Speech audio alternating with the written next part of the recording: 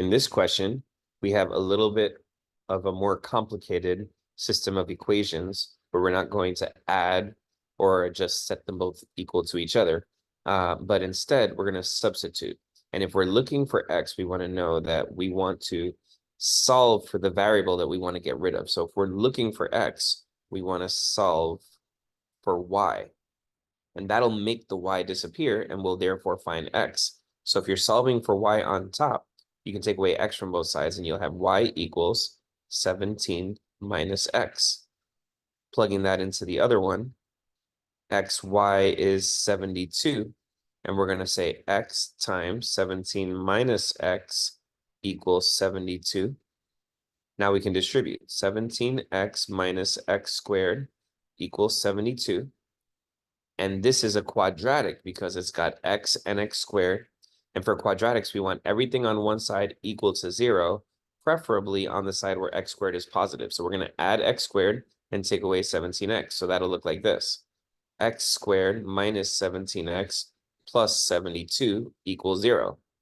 So now, if a quadratic generally has the format of ax squared plus bx plus c, we have a b and a c, but we have no a. For a, just the invisible number 1.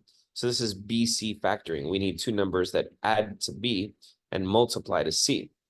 So what numbers multiply to 72? 72 divides by 1. It divides by 2.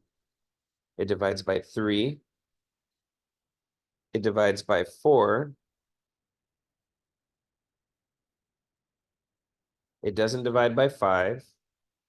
It divides by 6. And it divides by 8. So which of these numbers could combine to give you a 17? And the answer is this. It multiplies to a positive, which means that they have the same signs. And it adds to a negative, which means that both of those are negative. So this would factor to x minus 8 and x minus 9.